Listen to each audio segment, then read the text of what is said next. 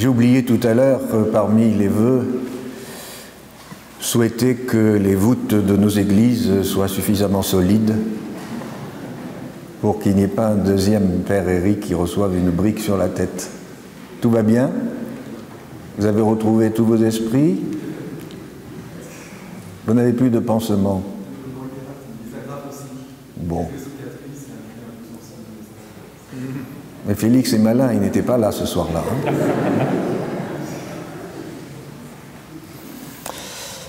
Alors je ne sais pas ce qu'il en est pour vous, mais moi je trouve que la période des vœux est particulièrement difficile. Même en faisant tout ce que nous pouvons pour n'oublier personne, on oublie forcément quelqu'un. Ou alors on n'a pas fait comme on aurait dû faire.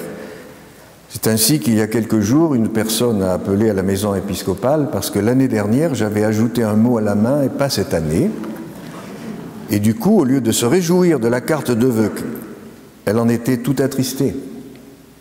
Alors je voulais bien faire et voilà que j'ai fait de la peine. Et encore cette personne a osé me le dire. Combien n'osent pas et gardent leur peine pour elle?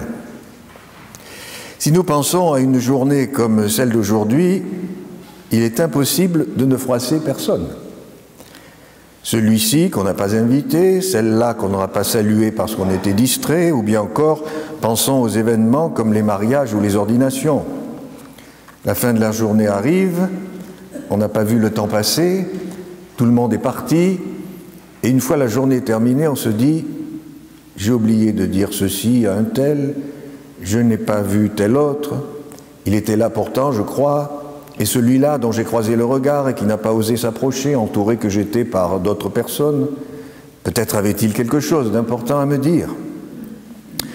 Donc il nous faut bien le reconnaître, nous sommes des êtres limités. Déjà rien que dans l'espace et dans le temps. Quand bien même on le voudrait, on ne peut pas être tout à tous et tout le temps. Et puis nous sommes limités aussi dans nos perceptions du monde, des personnes et des situations. Nous ne sommes ni tout-puissants, ni omniscients. Nous répondons aux appels des uns et des autres en fonction de ce que nous sommes, de ce que nous savons sur eux, de ce que nous ressentons et du temps dont nous disposons. Et quelquefois, ça tombe à côté. Ou d'autres fois même, quoi qu'on fasse, rien ne va. Lorsque les manques et les attentes sont grands, et nous prêtres, nous sommes sans doute de ceux à qui on pardonne le moins. Au milieu de nous, il y a une humanité en souffrance et en attente. Une humanité qui a besoin de se sentir regardée, reconnue, écoutée, comprise, aimée. Sans coup de fil de vous, dira tel ou tel, je suis perdu.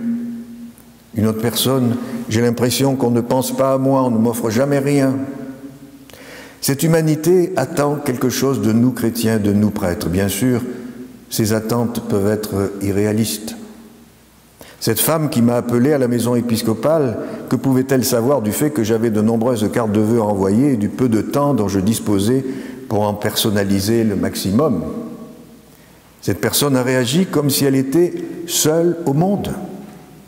La carte de vœux n'a pas suffi comme marque d'attention. Elle attendait un mot manuscrit en plus. Et nous sommes tous un peu ainsi, nous nous croyons seuls au monde. Mais il n'y a que pour le Christ que nous sommes seuls au monde. Face à des situations comme celle-ci, il me semble que nous courons deux risques opposés. D'un côté, le risque de nous épuiser à vouloir répondre à tous les besoins et à courir en tous sens, alors qu'on sait fort bien que cela n'est pas possible. Ne serait-ce que par le petit nombre que nous sommes désormais, ne serait-ce que par la somme astronomique des besoins, que ce soit sur le plan spirituel, affectif, économique, sociétal. L'autre risque que nous courons est à l'inverse de nous complaire dans notre train-train quotidien et de nous satisfaire d'être entre nous, de rester centrés sur nous-mêmes et de nous nourrir même de nos guéguerres intestines, de ne plus voir la manière dont on nous regarde, de ne plus prendre le risque d'aller à la rencontre du monde et de nous donner vraiment. Alors que faire? Or, voici que les lectures de ce jour nous apportent un éclairage sur ces questions et une marche à suivre. D'abord l'éclairage. Certes, nous sommes limités et nous ne pouvons pas répondre à tous les besoins.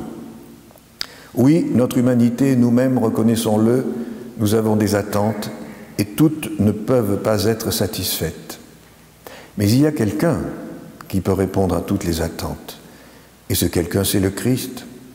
C'est donc vers lui que nous devons orienter nos regards, au Christ que nous pouvons présenter nos attentes, car lui seul peut y répondre. Dans le Christ, les désirs les plus profonds de l'humanité sont satisfaits, et les lectures nous en présentent quelques-uns. Dans le Christ, le mal n'aura pas le dernier mot. Qui donc est vainqueur du monde? N'est-ce pas celui qui croit que Jésus est le Fils de Dieu? Le Christ répond à notre soif de vivre pour de vrai et pour de bon. Vous avez la vie éternelle, vous qui mettez votre foi dans le nom du Fils de Dieu. En Dieu se trouvera la réponse à notre désir de paix, de justice et de pain. Il fait régner la paix en tes frontières et d'un pain de froment te rassasie. Par le Christ, la maladie et la souffrance ne seront plus. Jésus proclamait la bonne nouvelle du royaume et guérissait son peuple de toute maladie. Oui, donc dans le Christ, les désirs les plus profonds des hommes seront satisfaits. Et c'est là un des éclairages des lectures de ce jour. Le lépreux se prosterne aux pieds de Jésus. Il lui présente son désir de guérison et lui manifeste sa foi. Et Jésus répond à son attente en le guérissant. Alors portons nos regards et nos espérances vers le Christ et vers nul autre.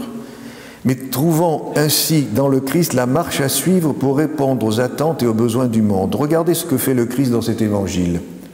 Jésus guérit le lépreux, c'est vrai, mais est-ce que vous avez remarqué que Jésus ne guérit pas tout le monde pour autant? Je rappelle, de grandes foules accouraient pour se faire guérir de leur maladie, mais lui se retirait dans les endroits déserts et il priait. Alors, est-ce que Jésus a créé de la frustration à guérir certains et pas d'autres? À se retirer pour prier plutôt qu'à rester dans la foule à guérir? Peut-être.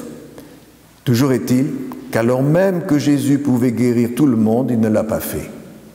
Il se retire et prie, il place la prière en premier. Pour autant, ce qu'il a fait pour le lépreux n'en reste pas là. La nouvelle de sa guérison se répand. Le lépreux rayonne. Le lépreux devient un signe pour les autres. Ta guérison sera pour les gens un témoignage, a dit Jésus aux lépreux. Témoignage que le royaume de Dieu est là en la personne de Jésus. Guéri, relevé, réintégré dans la communauté, dans la vie de tous les jours, dans son village, dans sa famille, dans son métier, le lépreux peut témoigner que le Sauveur que le monde attend est bien là. Agissant au milieu de son peuple, même si ce n'est pas encore la fin des temps, les cieux nouveaux et la terre nouvelle. Là où il passe, le lépreux guéri est la preuve vivante que l'humanité va vers son salut. Peut-être alors, ceux qui ont été dans un premier temps déçus de ne pas être guéris, effondrés de voir le Christ s'éloigner pour prier, ont-ils mieux surmonté leur frustration et se sont-ils réjouis pour le lépreux plutôt que de s'apitoyer sur eux-mêmes? Se sont-ils sentis sauvés en espérance? Alors nous-mêmes, au lieu de nous épuiser à vouloir répondre à tous les besoins, à courir en tous sens, faisons comme Jésus, guérissons. Mais mettons en premier lieu dans nos vies la prière. Elle nous permettra de rétablir l'ordre des priorités et d'être ensuite plus attentifs aux personnes rencontrées. Ces personnes pourront alors témoigner que nous-mêmes, ici présents, communauté diocésaine, dans toutes ses virtualités, ses sensibilités, ses composantes, nous sommes bien des disciples de Jésus. Nous ne pouvons pas répondre à toutes les attentes. Seul le Christ le peut. Mais à nous d'orienter vers le Christ, à nous d'être pour nos proches l'évangile continué, l'évangile en acte. À nous de permettre à ceux que nous approchons de témoigner ensuite autour d'eux de tout le bien qu'on leur a fait. Alors, tous mes vœux pour vous en ce sens en cette année 2014. Amen.